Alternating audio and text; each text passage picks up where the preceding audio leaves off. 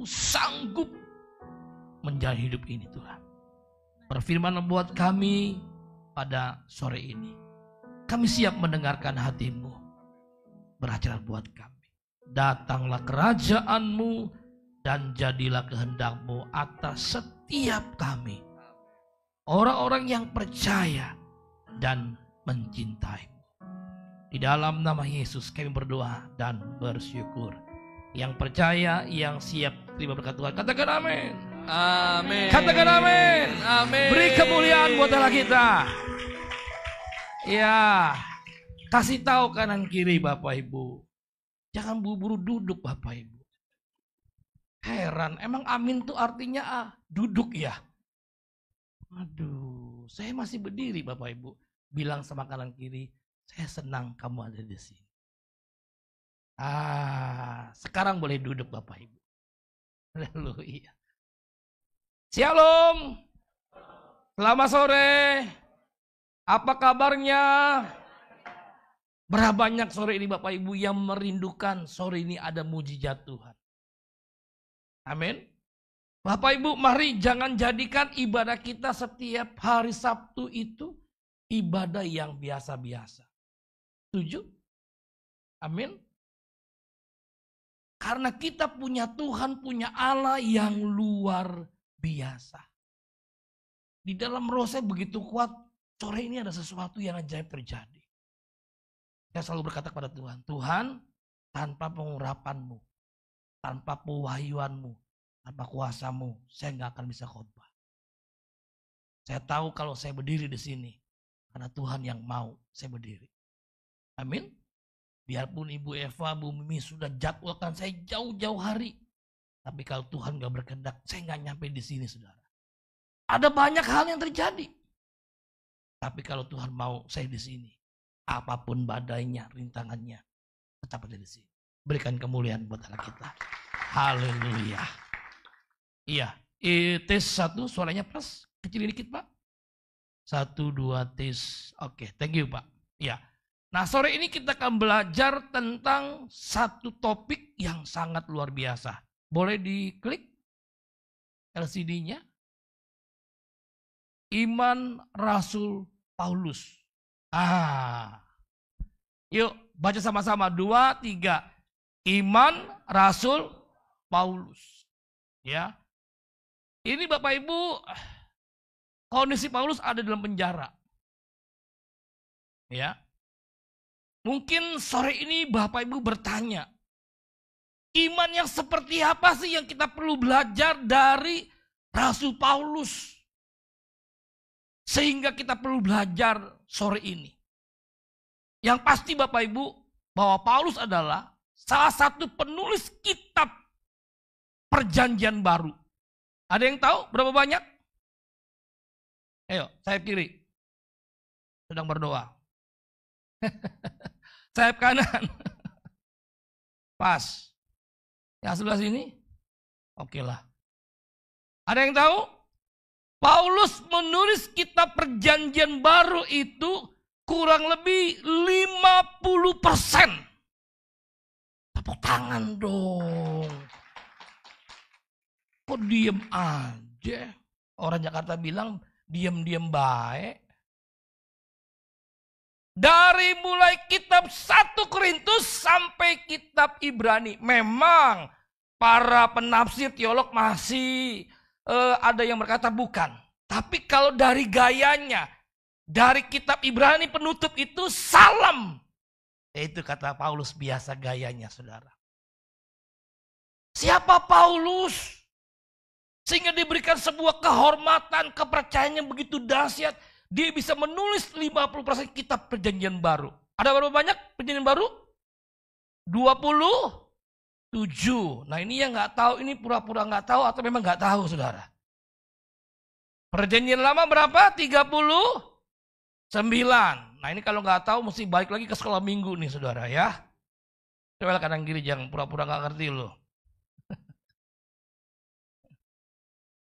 Siapa Paulus sehingga dipercayakan Tuhan menulis dari 27 kitab itu 50%. Nah kita lihat dulu ayatnya ya. Yuk kita belajar. Tolong diklik. Ini adalah awal pertobatan Paulus. Ya, itu Paulus pembunuh, sebenarnya bukan Paulusnya, saudara. Saulusnya. Ya, Kisah Rasul 9 ayat pertama. Sementara itu berkobar-kobar hati Saulus. Itu dia. Jadi Saulus itu adalah nama Paulus dulu sebelum dia bertobat. Untuk mengancam dan membunuh murid-murid Tuhan. Ingat Bapak Ibu, bukan Kristen.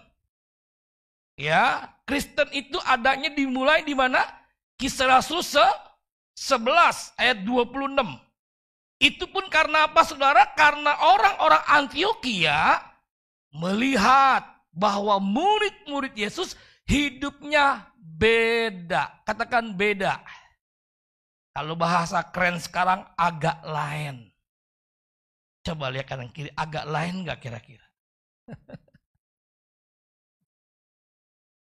Jadi perkataan Kristen itu ada di Kisah 11 ayat 26.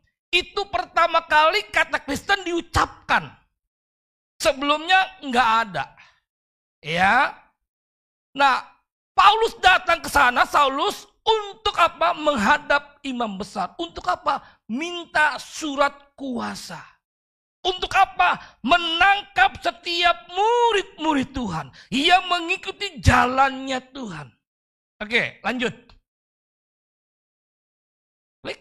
Nah, ini encounternya Saulus berubah menjadi Paulus. Ini pentingnya kita anak-anak Tuhan, ketika kita ke gereja, benar-benar kita berjumpa dengan Yesus. Katakan amin. Amin. Kisah Rasul 9 ayat 4-5. Saulus rebah ke tanah dan kedengaranlah olehnya suatu suara yang berkata kepadanya, Saulus, Saulus, mengapakah engkau menganiaya aku? Jawab Saulus, siapakah engkau, Tuhan? Lihat, siapakah engkau, Tuhan? Katanya, akulah Yesus yang kau aniaya itu.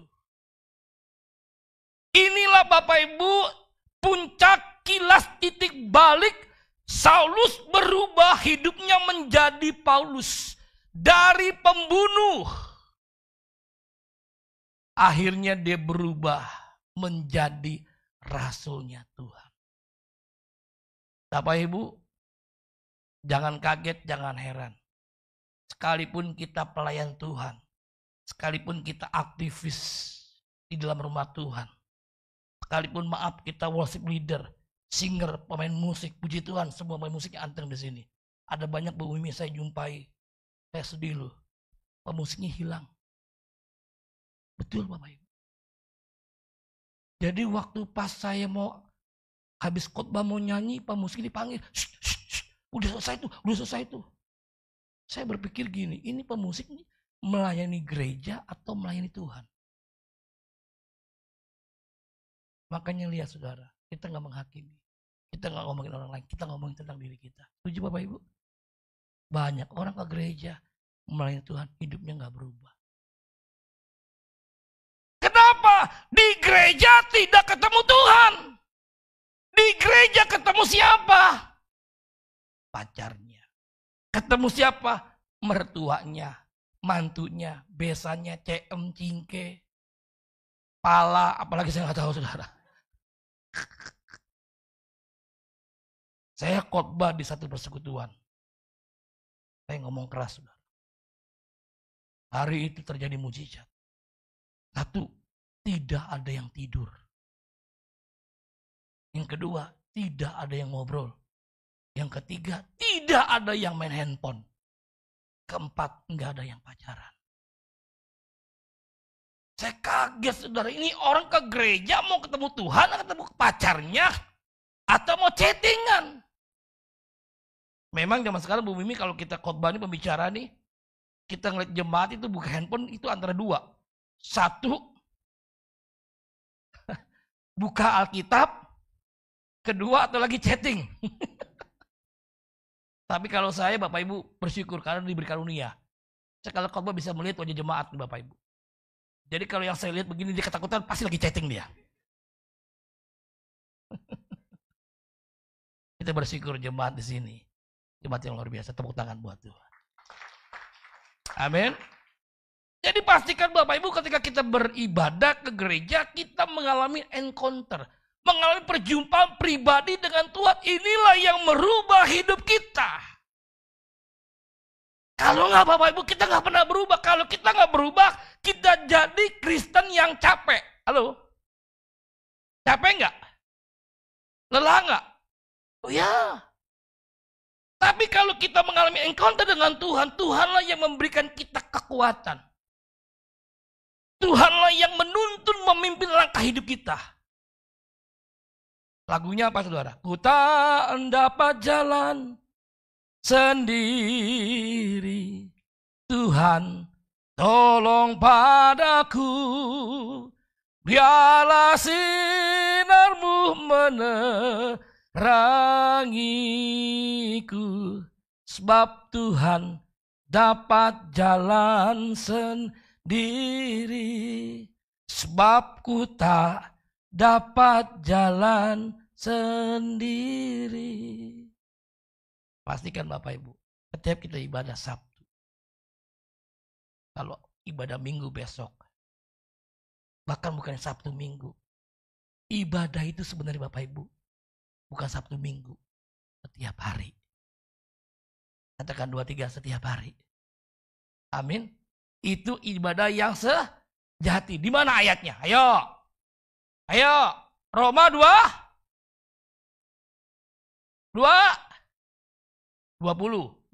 Ayo. Yang bisa nebak nanti boleh pulang duluan. Capek deh. 12. Ayat kedua. Persembahkanlah hidupmu sebagai persembahan yang hidup, yang kudus, berkenan. Itu adalah ibadahmu yang sejati. Baru tahu ya? Pura-pura. Jadi ibadah yang sejati itu adalah ketika kita setiap hari, katakan setiap hari, mempersembahkan hidup kita kepada Tuhan. Persembahannya apa? Hidup.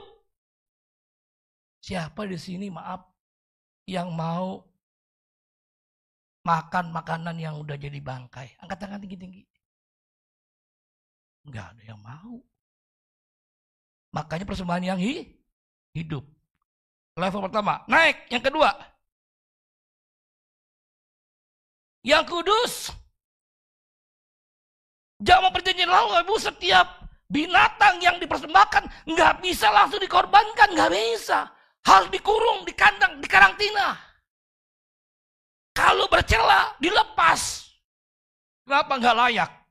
Mau nggak mau harus di benar-benar persembahan yang terbaik.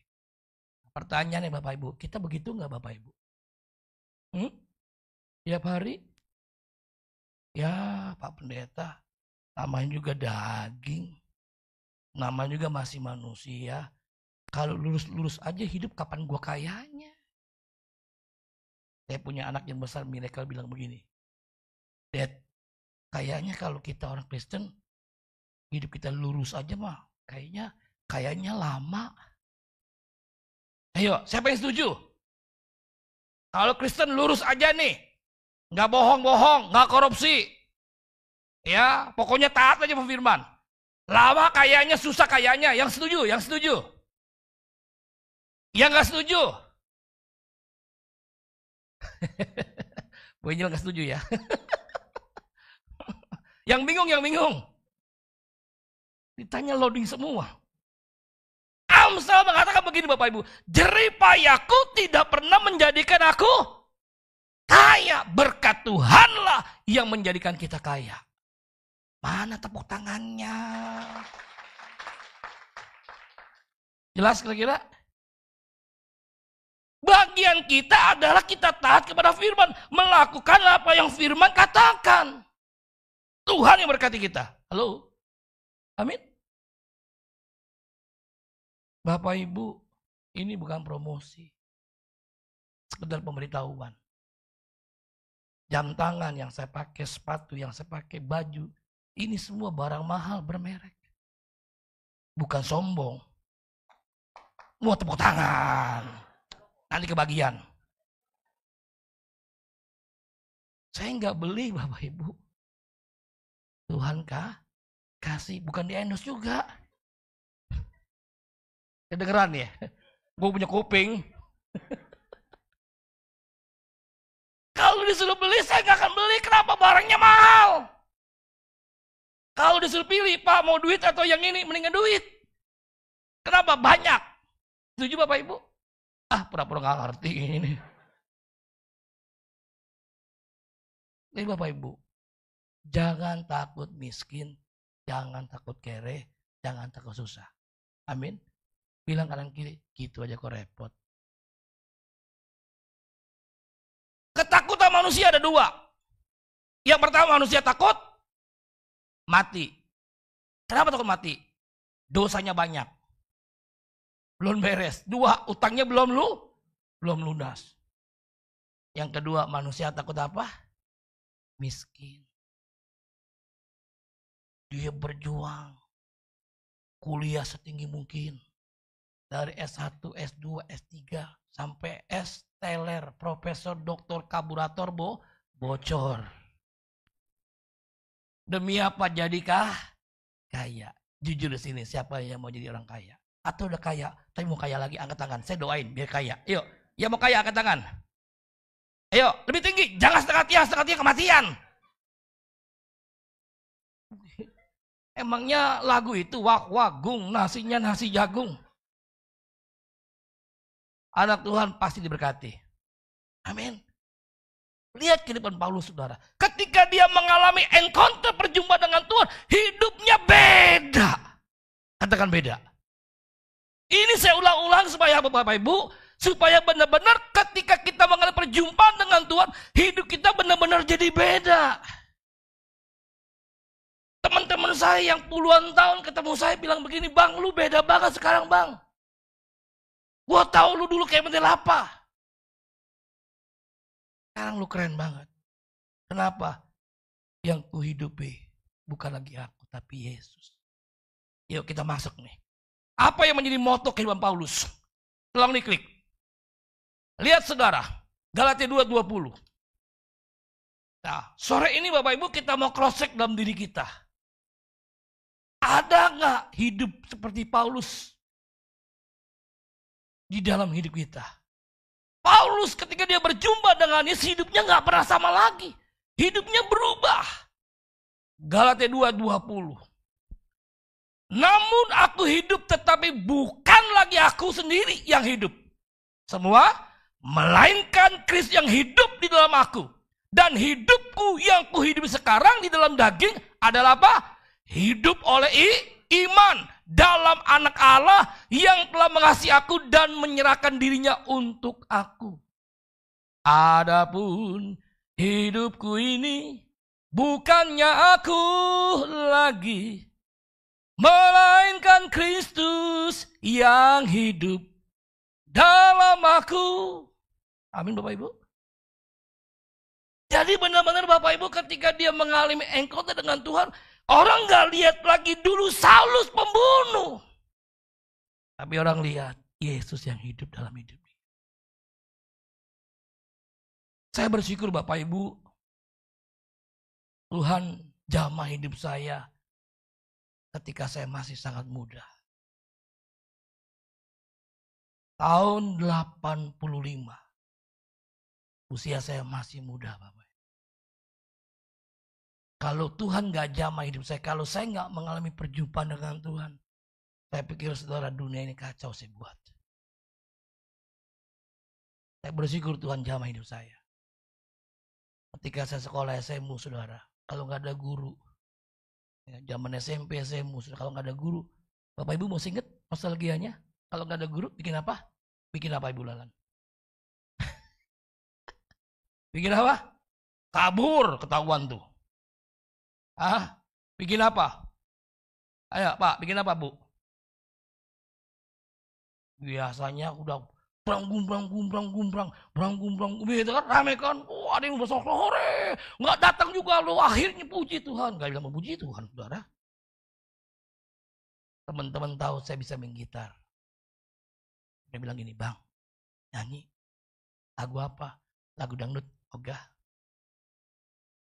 Lagu apa? Yang lain enggak. Dia bilang, lagu haleluya. Nah, itu gue mau.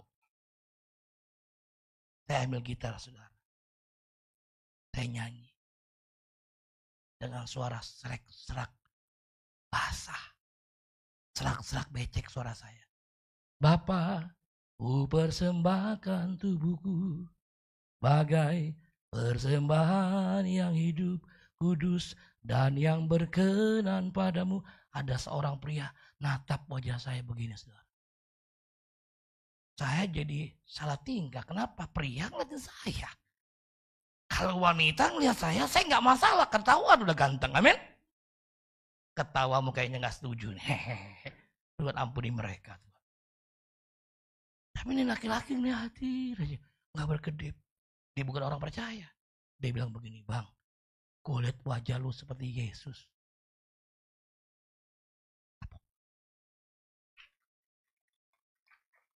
Mas, tepuk tangan perlu diajarin. Kalau nggak bohong aja. Nungguin apa Bapak Ibu? Ketika dia bilang begitu, saudara, Tuhan terima kasih. Kenapa, saudara? Dimanapun saya berada, saya hidup. Saya ingin orang lihat Yesus bukan Bambang. Amin. Nih, sebelum saya naik mimbar, saya bilang, Tuhan, bukan orang tahu kenal Bambang yang sering khotbah di MDC Bogor, yang suka bikin ketawa, yang ada semangat. Tapi saya kata Tuhan, orang lihat Yesus yang berdiri di mimbar ini. Amin. Saudara tahu, teman-teman saya waktu lihat wajah Yesus dalam hidup saya, mereka gemetar. Itu sekolah negeri di Cengkareng, 24, Semea, sekarang berubah namanya Semea Negeri 42. Saya bingung, belum izin saya dirubah, saudara, namanya jadi 42, saudara. Itu sekolah hampir saya bikin kayak gereja. Setiap hari Jumat saya bikin KKR. Tepuk tangan.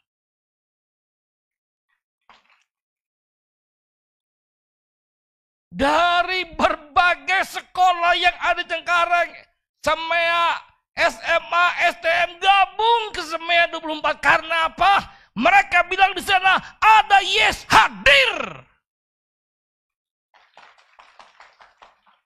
Kalau saya cari pengkhotbah nggak dapet, nggak ada. Siapa yang khotbah? Bambang sendiri yang khotbah. Dari kelas SMP, kelas 2 saya udah khotbah. Apalagi SMU. Kadang-kadang saya nggak masuk sekolah bukan karena sakit, karena saya diundang khotbah hari Jumat oleh sekolah. Saya tulis surat cinta kepada yang terhormat, wali kelasku tercinta, namanya Sitorus Citumorang, Timurangkil. Saya teruslah, ya, salam hormat dari muridmu Bambang Irawan. Guru udah tahu, hari Jumat Bambang nggak datang masuk sekolah, pasti ada undangan khotbah. Bukan karena sakit, saudara. Guru-guru punya persoalan masalah, bukan cari yang lain, cari si Bambang. Sejak Yesus ada dalam hidupku beda. Bapak Ibu bayangkan kalau semuanya hidupnya beda. Bogor diberkati Tuhan. Bogor penuh kemuliaan nama Tuhan. Amin. Paulus bilang apa? Bukan lagi aku tapi Yesus. Keren, saudara. Makanya waktu saya terima WA dari Bu Eva.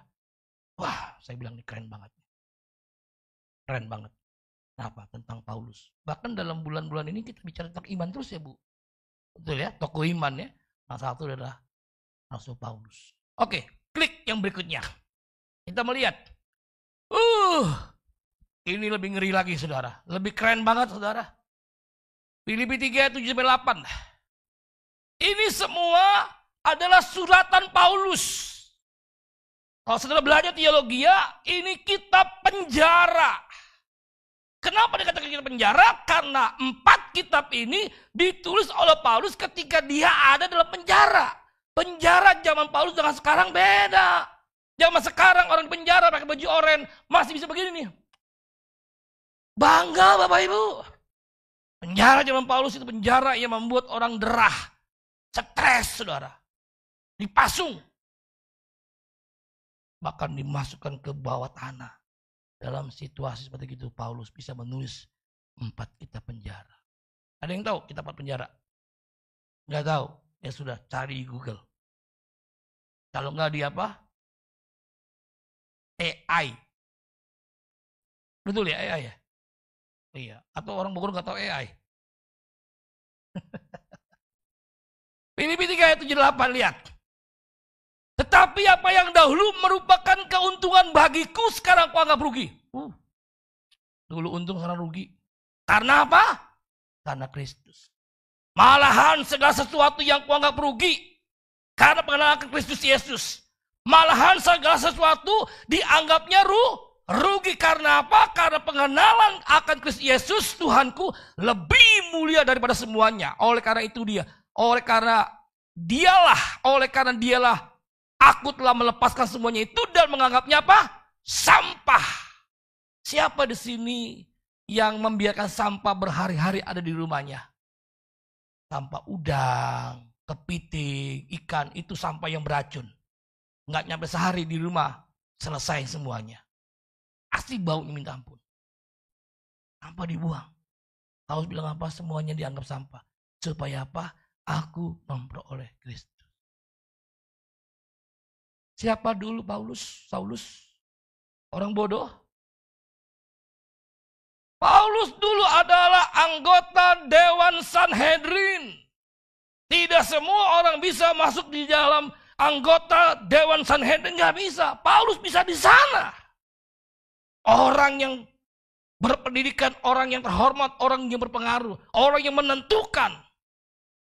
Yang kedua, Paulus dulu adalah orang yang lulus kuliah, sekolahnya cum laude. Cum laude. Guru besarnya namanya siapa?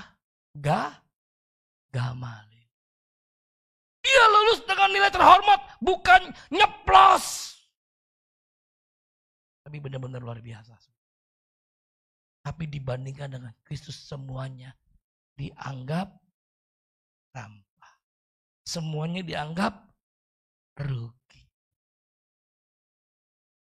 Bapak Ibu, mari kita mau cek and recheck sore ini hidup kita. Adakah setelah kita benar-benar mengalami perjumpaan berbeda dengan Yesus, hidup kita berubah? Yesus yang menjadi pusat sentral hidup kita. Semua landasannya, semua ukurannya adalah Kristus. Dia menjalani hidup ini bukan karena dia, tapi karena Kristus.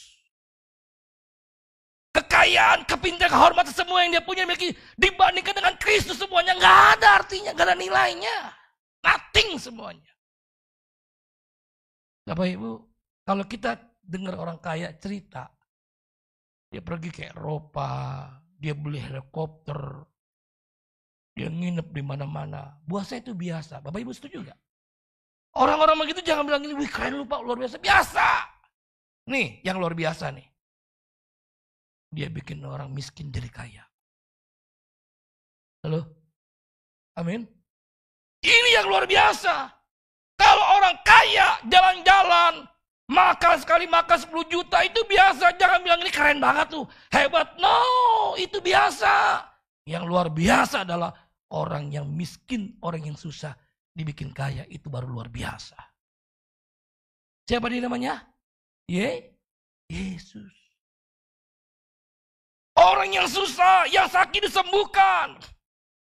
Kalau cuma bilang ini kasihan ya bapak itu, ibu itu sakit ya, kasihan lu di PHK. Cuman omong doang. Dimulai dari mana bapak ibu? Saudara seiman.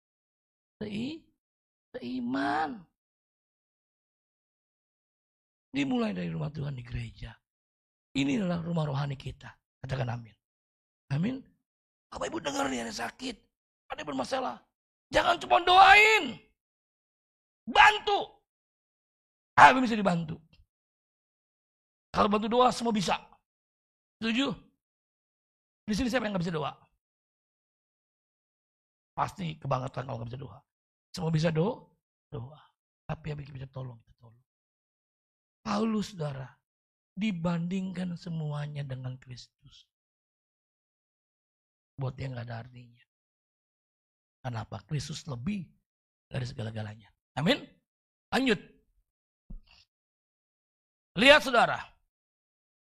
Filipi 1, 21, 22. Karena bagiku hidup adalah dan mati adalah. Jika aku harus hidup di dunia ini berarti bagiku bekerja memberi buah.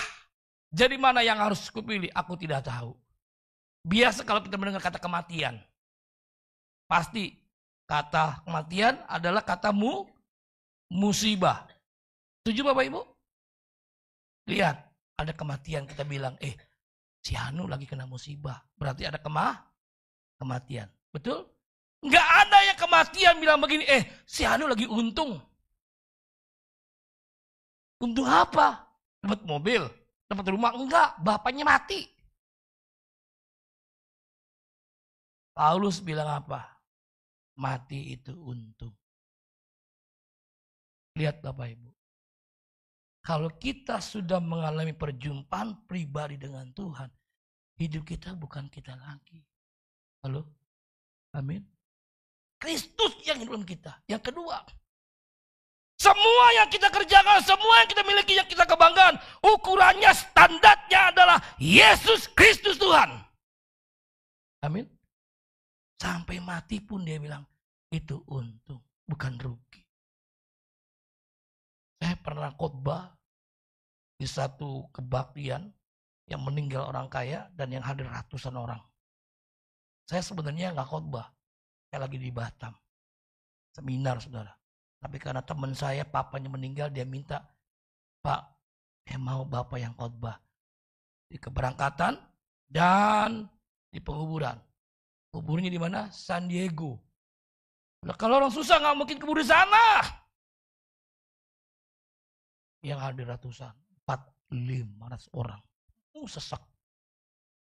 Di tengah-tengah ditulis karangan bunga gede. Turut bersuka cita.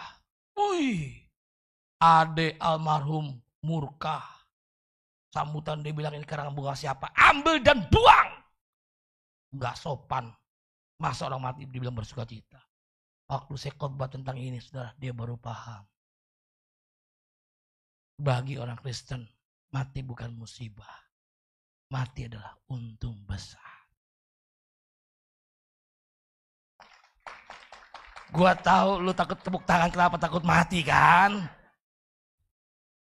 Lihat Bapak Ibu, kalau naik pesawat, kalau pesawatnya tenang, nggak ada apa-apa. Ada yang berdoa?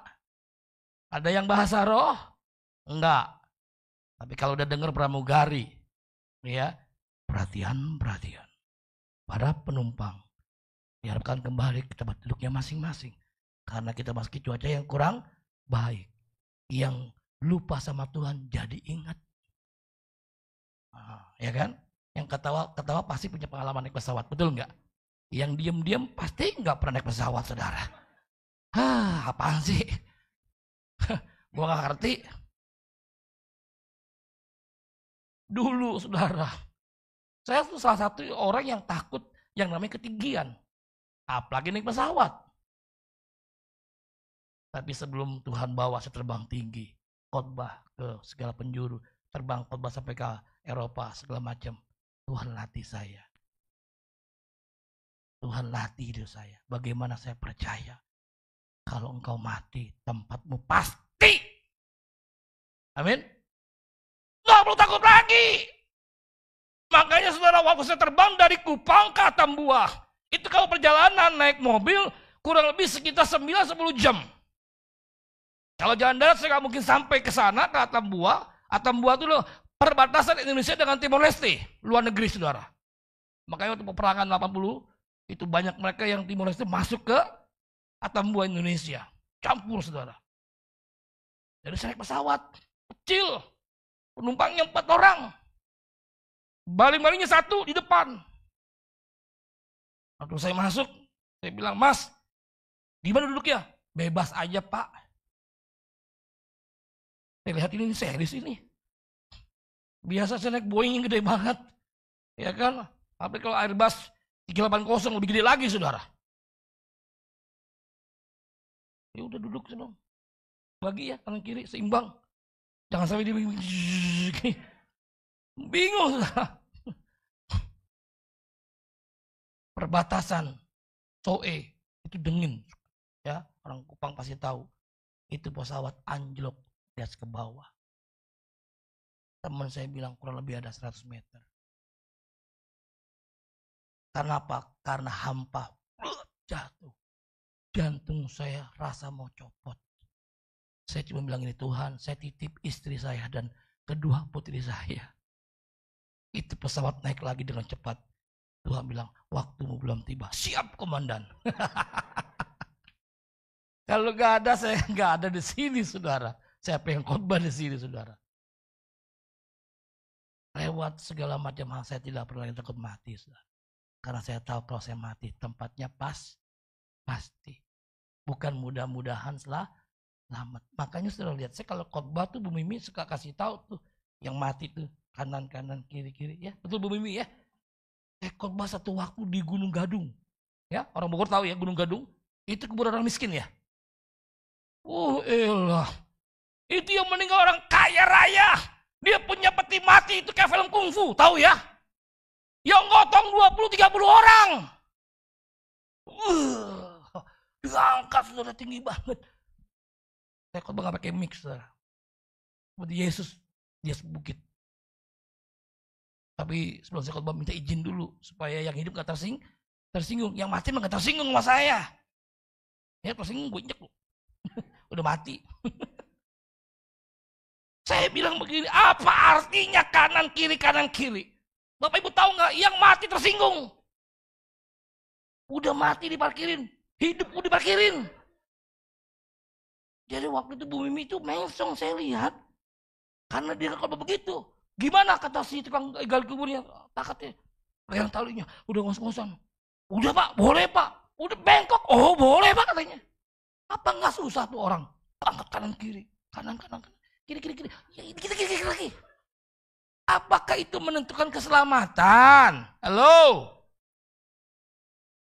Apa sih artinya? Janganlah bikin susah yang hidup. Amin. Ini kayak yang kata-kata jangan-jangan pelaku utamanya, saudara. Yang suka kanan kiri. Op. Saya kalau khotbah di kumpulan itu selalu sampaikan itu. Kenapa? Jangan bikin susah yang hidup. Kalau itu peti matinya enteng, kalau berat begitu, saudara. Ya kan, udah ngedeng. Dikasih berapa tuh duit? Angpaunya, paunya berapa? Udah. Dapat duit, sampai rumah, urut. Nombok.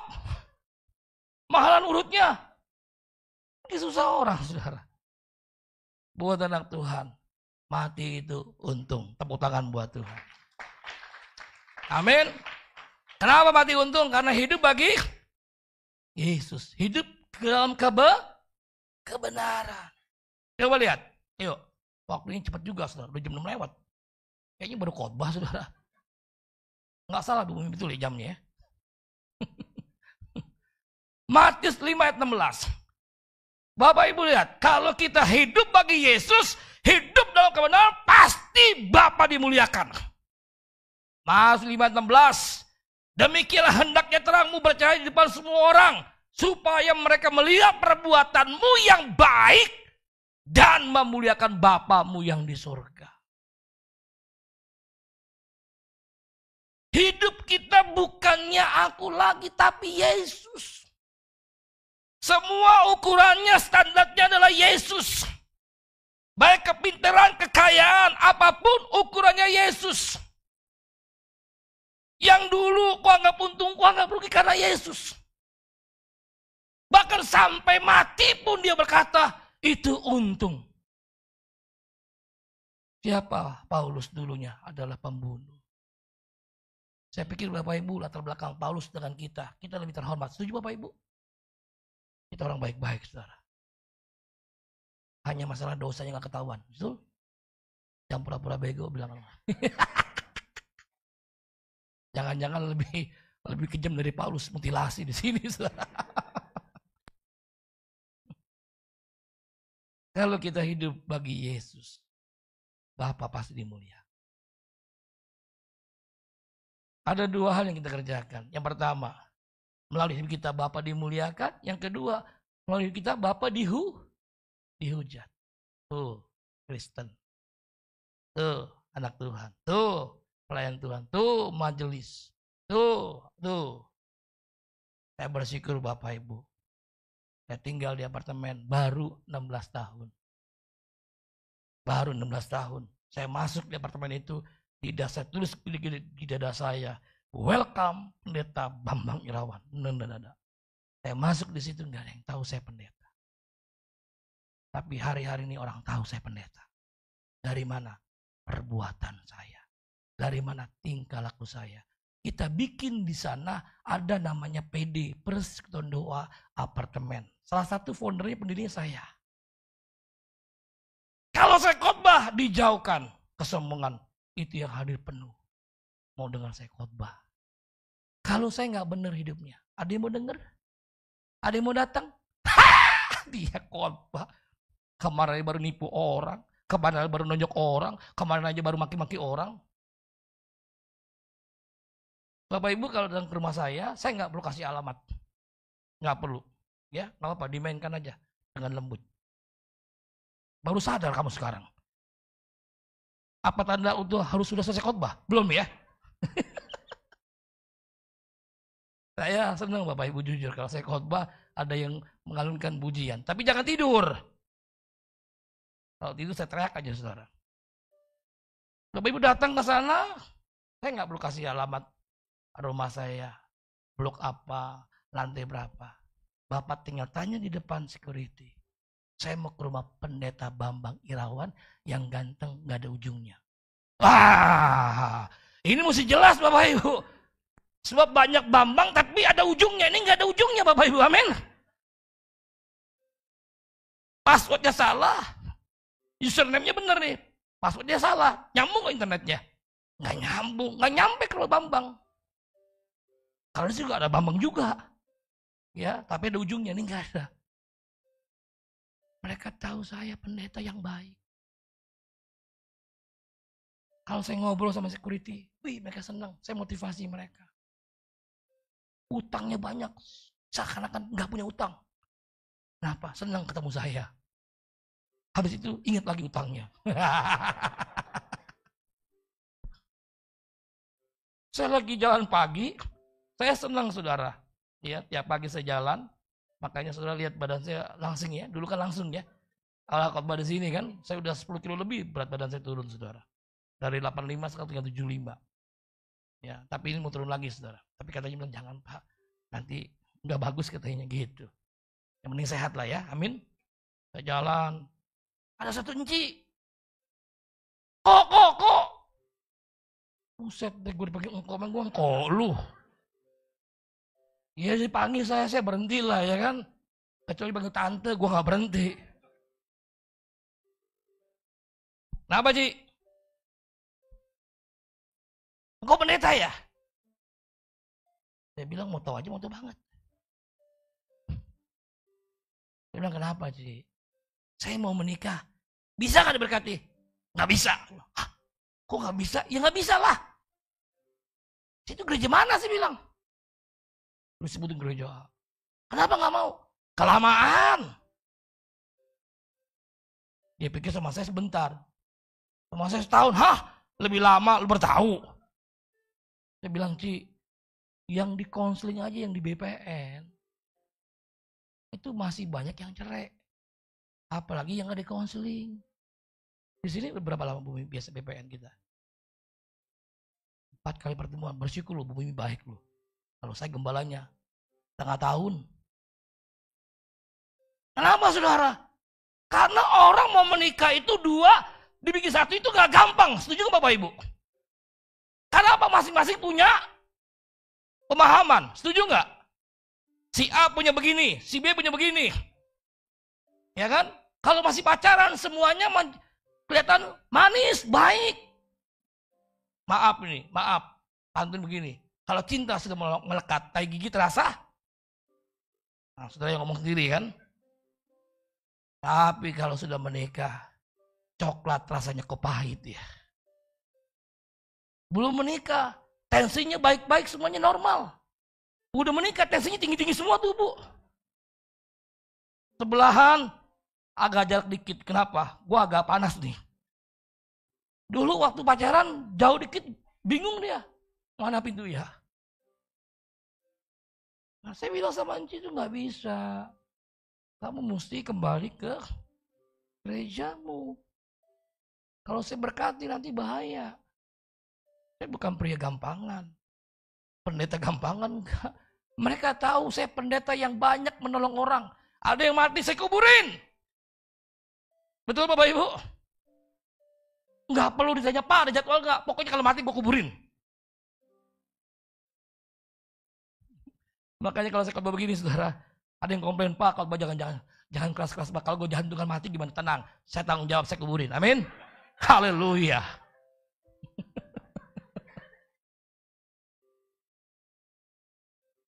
Kalau kita hidup bagi Yesus, Bapa dimuliakan. Di mana Anda tinggal? Orang kenal bukan karena Anda banyak duit. Tapi orang lihat Yesus hidup dalam hidupmu. Saya percaya nggak ada lagi bangku yang kosong. Tuh, ini tumpuk belakang tuh. Tuh, itu bukan mau tumpukan Bapak Ibu. Amin. Jangan bilang, Bu Mimi nanti kalau undang lagi Bapak Mamang tahun depan, bangkunya disimpan aja. Awas lu ya. Mau samperin aja ke rumah lu. Enak aja. Itu bangku mesti penuh dengan jiwa-jiwa. Yang setuju katakan amin. Tepuk tangan buat Tuhan. Bapa dimuliakan. Bapa disenangkan. Lagi. Masih tinggal beberapa slide lagi, tenang saudara ya. Saya tahu saudara mulai gelisah nih. Dari dudukmu kelihatan. Ada yang tadi tenang, yang begini kan. Terlama goyang kanan. Goyang kiri. Gini-gini kan. Kelihatan saudara, gak apa-apa. Gue tahu itu. Lihat. Iya. Yohanes 15 ayat 8. Dalam hal inilah Bapakku dimuliakan. Yaitu jika kamu berbuah banyak. Ada jiwa-jiwa yang diselamatkan, dimenangkan. Bapak Ibu ingat loh, saya bukan nakut ini. Ketika kita mati, yang Tuhan tanya bukan berapa banyak anakmu. Setuju? Bukan berapa banyak hartamu, kekayaanmu, no.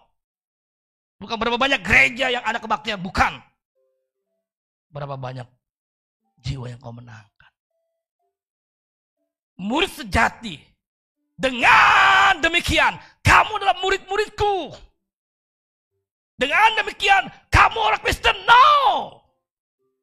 Matius 28 ayat 19. Karena itu pergilah. Jadikanlah setiap bangsa muridku. Baptislah mereka dan ajarlah mereka. Bapak Ibu tahu. Apa kata kuncinya? Banyak gereja salah kaprah. Dia bilang apa? Baptis Pak. Kata pergi, kata baptis, kata ajar itu kata kerja yang mendukung supaya jadikan setiap everybody, everyone. Katakan amin. Setiap jiwa jadi murid Kristus. Kalau kita orang Indonesia bicara murid, hampir semua sama. Bapak Ibu setuju? Hanya yang kuliah yang beda. Mahasiswi. Tapi dalam bahasa Inggrisnya beda. Yang pertama ada kata-kata pupil. Untuk apa? TK, SD. Yang kedua ada kata student. SMP sampai kuliah. Tapi yang ketiga menggunakan kata disciple. Apa itu disciple? Bukan TK, SMP, SMA, kuliah. Disciple itu adalah murid yang melakukan apa yang guru lakukan. Hello? Tangkap? Jelas? Makanya Yesus bilang, murid sejati dia berbuah banyak, Bapa dimuliakan. Makanya Yesus tidak keberatan Paulus diberi kehormatan. Padahal Paulus bukanlah dari ke-12 murid Yesus yang dimuridkan secara langsung. Setuju Bapak Ibu? Tapi Paulus diberikan kehormatan. 50% kitab perjanjian baru ditulis oleh Paulus. Sore ini Bapak Ibu, kita mau cek hati kita, hidup kita. Adakah kita punya iman seperti Rasul Paulus yang berkata, hidupku bukannya aku lagi tapi Kristus. Semuanya kuukur dasarnya Kristus. Sampai mati pun dia berkata, aku untung kalau aku mati. Kenapa? Dia hidup bagi Yesus. Orang hidup bagi Yesus, dia pasti berbuah. Kalau kita berbuah, Bapa dimuliakan. Amin. Ya. Murid sejati pasti berbuah banyak. How to-nya.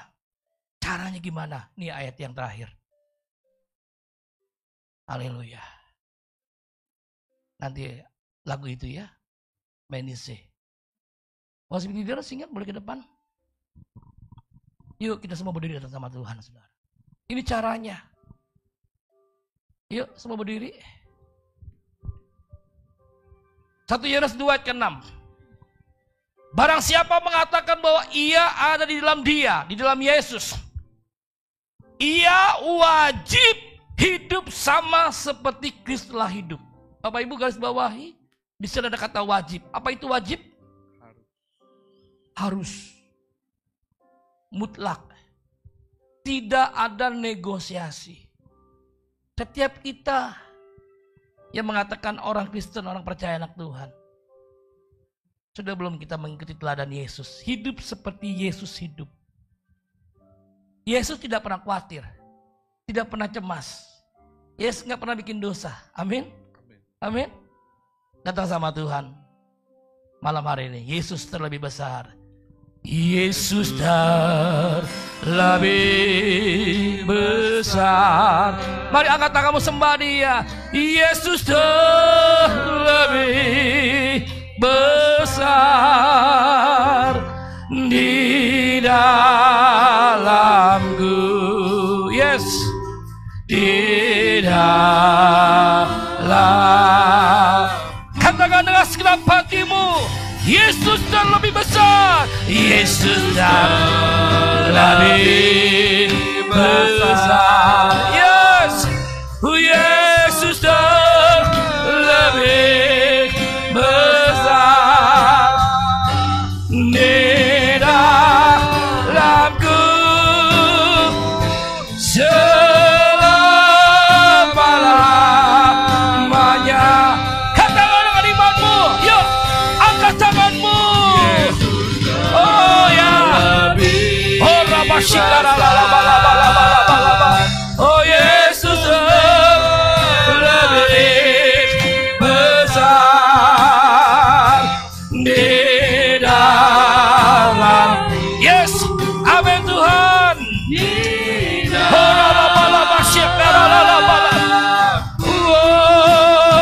Amin, amin Tuhan. Yesus lebih besar. Oh Yesus lebih besar di dalamku selama-lamanya. Biarkan hanya keyboard saja dengan lembut sekali. Tutup matamu. Taruh kedua tanganmu di dadamu. Berapa banyak sore ini engkau yang sedang berletih lesah. Jiwamu lelah. Kau beban berat. Kau hidup dalam ketakutan. Kau hidup dalam kecemasan.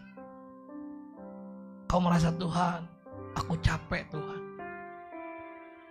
Malam ini Dia mau menyembuhkan hidup kita. Dia mau menyembuhkan segala luka. Dia mengangkat segala ketakutan, kekuatan, kecemasan kita. Amin. Mari kita mau alami iman seperti Rasul Paulus. Ketika dia berjumpa dengan Yesus, hidupnya berubah. Dia berkata, bukan lagi aku yang hidup, tapi Yesus. Segala sesuatu dia ukur, standarnya adalah Kristus. Dulu yang untung dia anggap rugi. Dulu yang segalanya menguntungkan, segalanya kau anggap rugi, bahkan kau anggap sampah jika dibandingkan Kristus. Bahkan sampai kematian pun dia berkata, adalah keuntungan bagi hidupku. Berapa banyak Bapak Ibu sore ini kata Tuhan, aku mau mengalami terobosan sore ini. Jiwaku yang letih lesu, jiwaku yang berbunyi Tuhan jamah. Kalau engkau orangnya, tempat di mana kau berdiri, yuk angkat kedua tanganmu tinggi-tinggi di hadapan Tuhan. Kau nggak usah malu. Yes, siapa lagi angkat tanganmu tinggi-tinggi di hadapan Tuhan? Angkat kedua tanganmu tinggi-tinggi, lebihi. Lebih tinggi lagi tanganmu dua-duanya di depan Tuhan. Yes, amin, amin. Dari Bapak Ibu Saudara yang sudah angkat tangan, berapa banyak saudara yang berkata, Tuhan, aku mau didoakan secara khusus. Malam ini Bapak Ibu Saudara yang sudah angkat tangan, mau didoakan secara khusus, yang kau maju ke depan. Ayo, saya undang saudara yang sudah angkat tangan, mulai maju ke depan, saya mau berdoa saudara. Yuk cepat lari ke depan, satu, yuk ke depan. Nanti yang pria sebelah kanan, yang wanita sebelah kiri saya. Amin. Di dalamku. Yang pria sebelah kanan saya. Yuk mari pria sebelah kanan saya pindah. Dalamku. Katakan dengan iman. Yuk mari maju. Yang mau didoakan secara khusus pribadi. Suster lebih besar. Yuk mari, jangan malu, jangan takut. Yang mau didoakan, yuk mari cepat lari ke depan. Saya mau berdoa saudara. Oh haleluya. Mari sebelah kiri.